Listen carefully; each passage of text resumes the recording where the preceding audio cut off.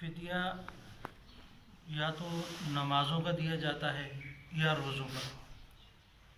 فدیہ اس شخص کو دیا جاتا ہے جو رمضان کے روزے یا تو بیماری کی وجہ سے یا بے ہوشی کی حالت میں تھا، کوئی اس طرح کی کیفیت تھی کہ اب مزید اس میں بہتری نہیں آ سکتی، اتنا بیمار ہو گیا کہ اب دوبارہ وہ صحیح نہیں ہو سکتا، اب بہتری کی طرف جانا ناممکن ہے، تو اس صورت میں فدیہ دیا جاتا ہے۔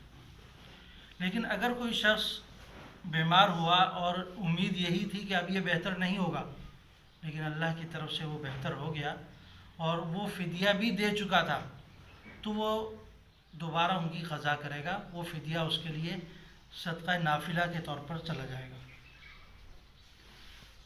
ایک شخص تھا، بیمار تھا اور اتنا بیمار تھا کہ اب اس کے ٹھیک ہونے کی امید نہیں تھی، بچوں نے یا اس نے وصیت کر دی، جو بھی ہے اس کا فدیہ دے دیا گیا، بعد میں وہ بہتر ہو جاتا ہے، تو اب اس کا جو فدیہ پہلے دے دیا گیا ہے وہ نفل ہو جائے گا، اب اس کو اس کی قضا کرنی ہوگی، کیونکہ اب یہ بہتر ہو گیا ہے، روزہ رکھ سکتا ہے، نماز پڑھ سکتا ہے۔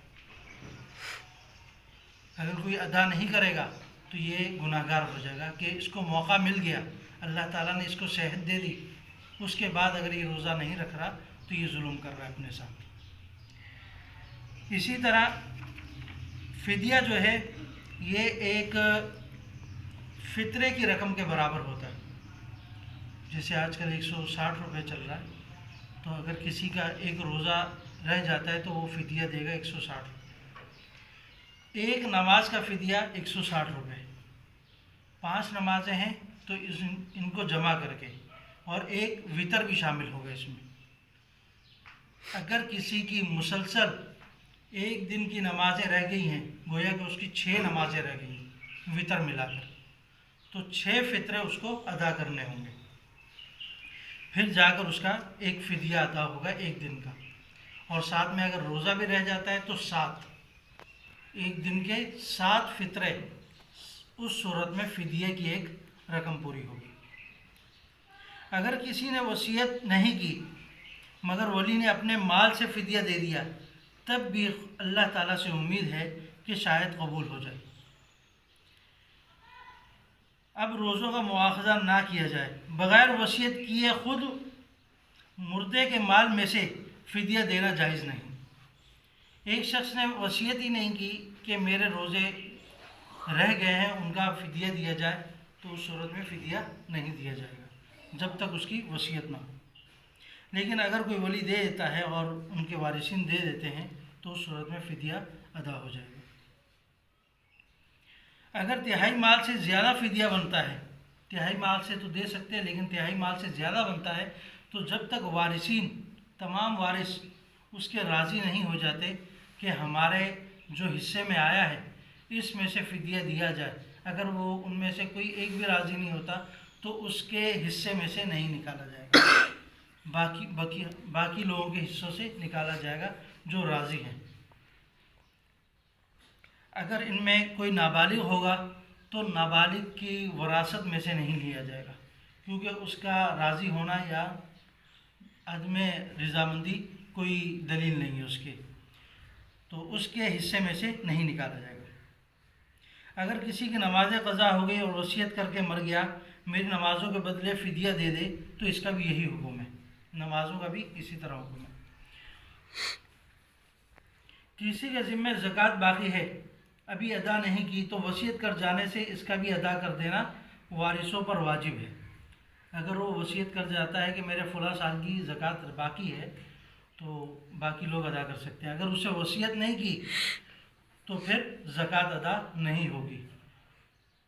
مسئلہ تو یہ ہے کہ زکوٰۃ ادا نہیں ہوگی، لیکن اگر پھر بھی وارثین اپنی طرف سے زکوٰۃ نکال دیتے ہیں تو اللہ تعالیٰ سے قوی امید ہے کہ اللہ تعالیٰ اس گناہ کو اس سے رفع کر دیں گے اور اس کو ثواب عطا کریں گے۔ لیکن یہ چیزیں وصیت کرنا ضروری ہوتا ہے۔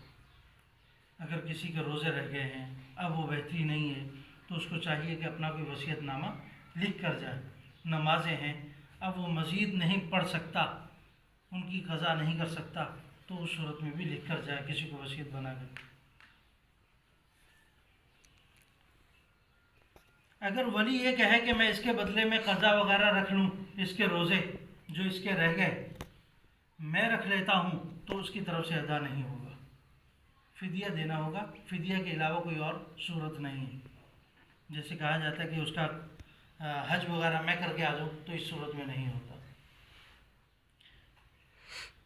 اگر کسی نے اپنے شامت اعمال سے روزہ نہ رکھا، کوئی ہے بدبخت آدمی روزہ نہیں رکھتا رمضان المبارک میں، تو اس کے لیے یہ ہے کہ کسی کے سامنے کچھ کھائے پیے نہیں، اور نہ یہ ظاہر کرے کہ میرا روزہ آج نہیں ہے. روزے کا نہ ظاہر کرنا یہ بھی ایک ثواب ہے. اگر روزے کو وہ یہ کرے گا کہ میرا روزہ آج نہیں ہے، ہر ایک کو بتاتا پھرے گا، تو یہ اپنے گناہ کا اظہار کرے، اور گناہ کا اظہار یہ بھی ایک گناہ ہے. ایک تو نے گناہ یہ کر لیا کہ روزہ رکھا نہیں، اور اب لوگوں کے سامنے بتاتا پھر رہا ہے اور کھاتا پھر رہا ہے کہ میرا روزہ نہیں ہے، اظہار بھی کر رہا ہے، تو یہ ڈبل گناہ ہو جاتا ہے. اگر نابالغ لڑکا کوئی روزہ توڑ دیتا ہے تو اس کی قضا نہیں رکھی جائے گی. البتہ اگر نماز کی نیت کر کے توڑ دے تو اس کو دہرانا ہوگا. نابالغ بچہ ہے، روزہ رکھ لیا اس نے، تو پھر توڑ دیتا ہے درمیان میں کہیں، تو اس کی قضا نہیں ہے اس پر. لیکن وہی نابالغ بچہ اگر نماز پڑھ رہا ہے اور سمجھدار ہے، پھر نماز توڑ دیتا ہے، تو وہ نماز لٹوانی، اسے نماز پڑھائیں، اس کی قضا کروائیں. نماز کو چھوڑنا کسی صورت میں.